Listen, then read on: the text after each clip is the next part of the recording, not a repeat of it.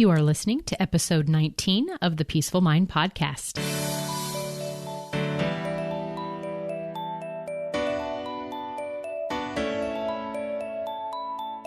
Welcome to the Peaceful Mind Podcast, a place for creating the peace of mind you need to be the best mom you are created by God to be.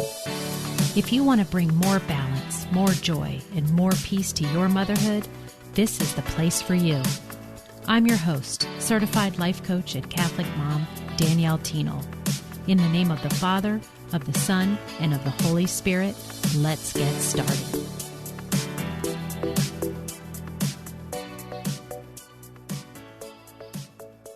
Hi, beautiful Catholic moms. How are you all doing?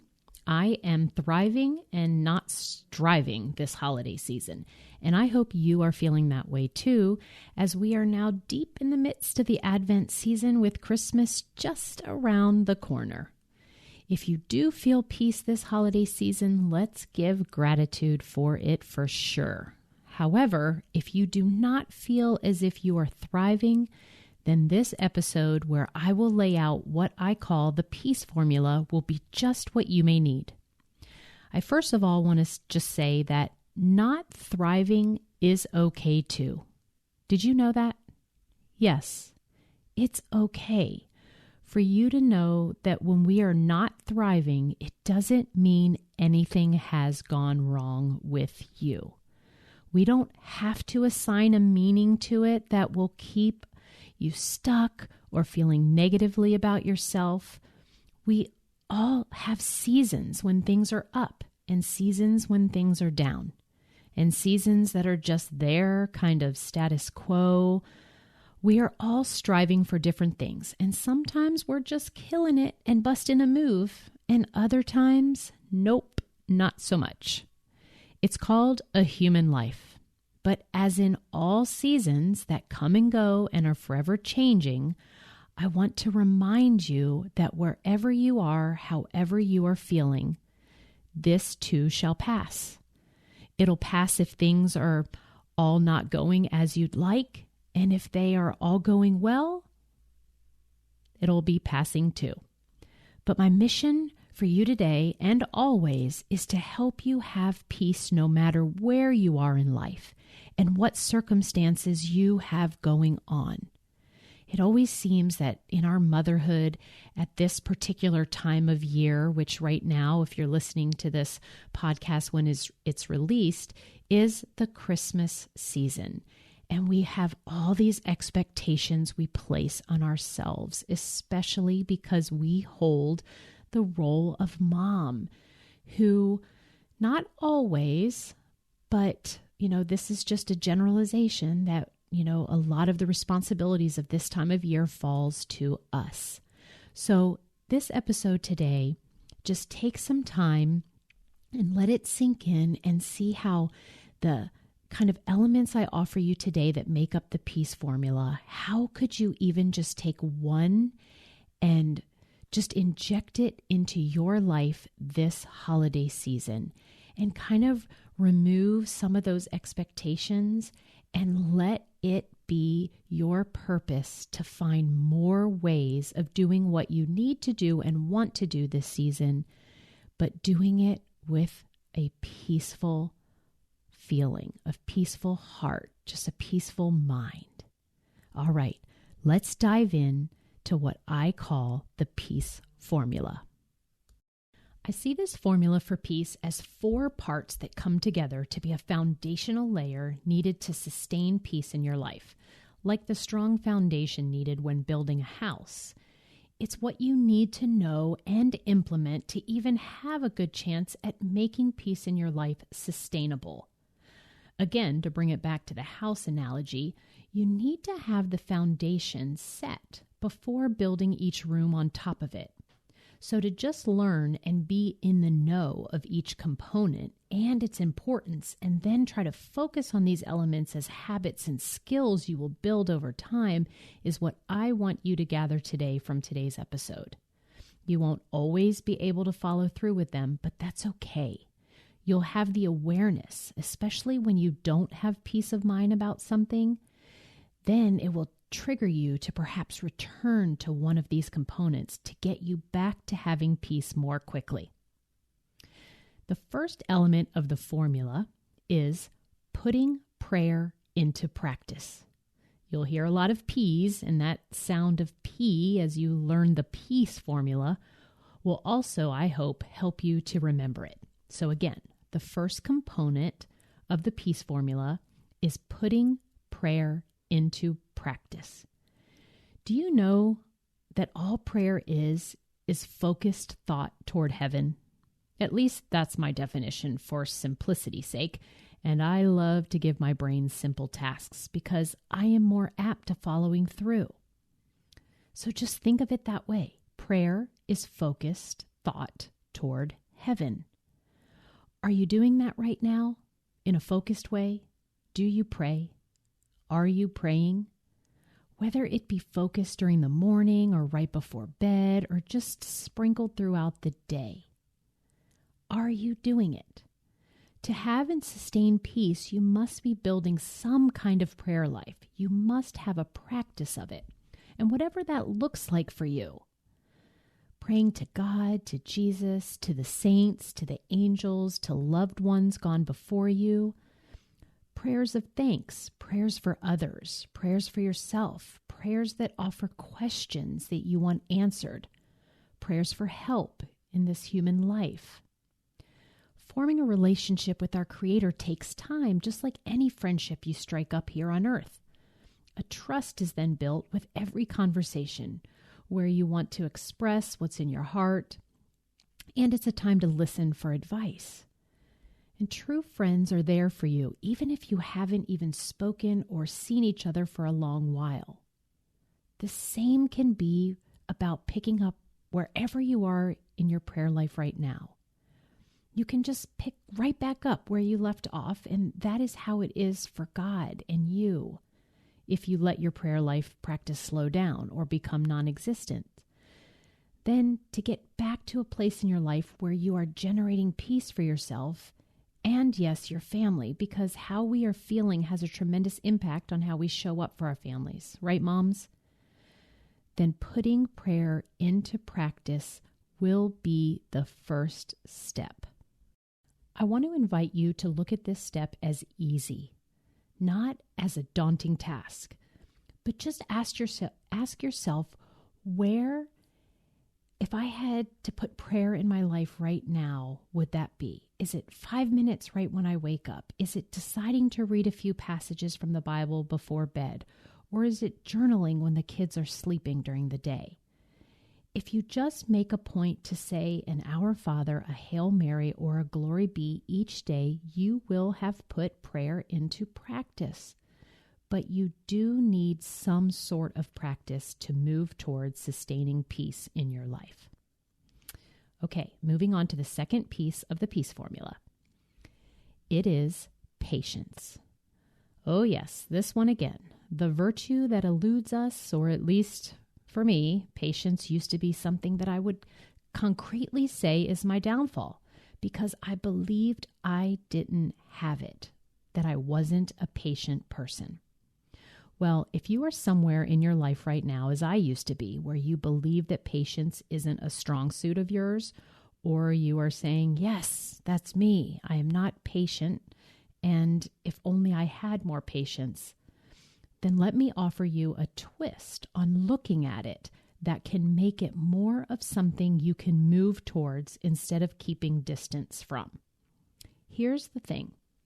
You are patient because you have waited for things. In fact, many things that you wanted, they didn't come quickly, and you were forced to be patient until they came. Yes? If I asked you what you had to be patient for before in your life, what would you say? There is a list. You have been patient. You are patient. For me, an example was when I wanted children, and at the time, that they finally arrived, between when I decided I wanted them and when they came was about 2 years. I remember believing how now is the perfect time and I'm ready now. and I want to be a mom now. Well, for 2 years, I was forced to be patient. And once pregnant, right, we're forced to be patient for another 9 months. Well, here is where I want you to look at patience differently in order to generate peace for yourself. Patience is necessary for peace, but it's not the ability for you to learn to wait. It's that waiting is inevitable in this life. So patience is learning to keep a good attitude while waiting. This should be the focus. How do I keep a good attitude? How can I look at this situation positively? How am I growing as a person while I wait? How do I want to show up as a mom as I wait? All of these good questions to ask your mind. This is how you use patience as part of your peace formula. So in my example, when I was waiting to become a mom, I recall diving deeper into my faith by relying on God to help me with my belief that it was going to happen, but also for Him to help me with all the unbelief that I was experiencing, because I am human after all, and doubt, frustration, and sadness was there too while I waited. But my faith also gave me the good attitude that all would work out according to God's plan. And you know what? His plan was so wonderful and worth every ounce of good attitude while I waited, because when the news came back that the time to be a mom had arrived, it also came with the words from the nurse saying, "You are going to have 2 babies." Yep, that's right, twins. The thing is, we need to learn to enjoy where we are while we are on our way to where we are going. Because in this life, we won't get everything immediately. So focus on your attitude along the way, and then patience will just happen instead of believing that you don't have it. Next is the third component, perseverance. There will be road bumps and roadblocks along the way in your life. You will have struggles and challenges and times of trouble. But if you give up or quit on yourself, even all of those little quits, which is what I call it when doubt, confusion, guilt, or overwhelm sneaks into your life and causes you to stop in your tracks, keeps you stuck, and you're not taking action or moving forward to go after the life you want. You must build up your muscles of continuing on, of trying again, of taking a different route, of figuring it out, and to just keep going. This takes commitment.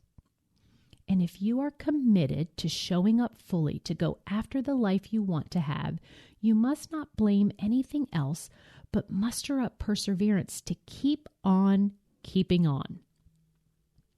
Persevering, commitment to peace no matter what is going on in your life, it takes perseverance. It is the only way to know that what you want is inevitable, that it will happen, that you reach your goal.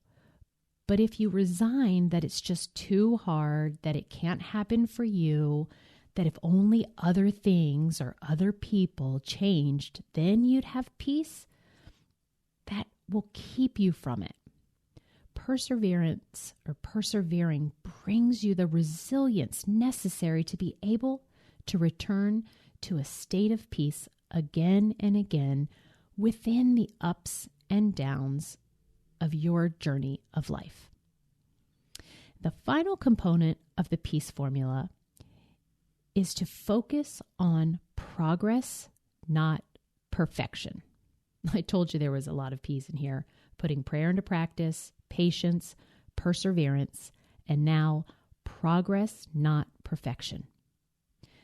When I finally believed this component with every ounce of me, that it was more important to have progress and not to be perfect, that was my breakthrough to peace. It came like a rush of water through a broken dam. As I have mentioned before, I am a recovering perfectionist, and now that I focus on making progress towards what I want out of life, over things always being perfect before I do anything, I've built enough evidence for myself now that this is the way to get what I want in life more quickly. And I don't want to return to my old perfectionist ways. There is no such thing as perfect until we get to heaven.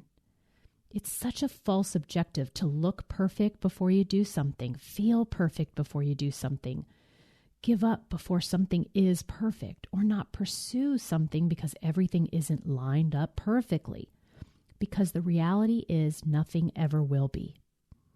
I am now always aware when I fall back into the perfectionist mentality, and then I immediately stop myself in my tracks in order to course correct right then and there.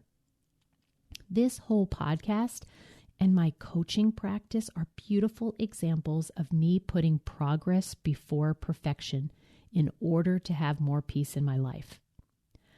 I can help Catholic moms feel better about their life. I know how to help Catholic moms create, sustain, and generate peace for themselves no matter what is happening in their lives. I want to help Catholic moms love their lives just as much or even more than they love their kids. And this is important, life-changing, generational impacting work to generate this in the world. And I will never make progress to help someone if I get caught up in everything having to be perfect.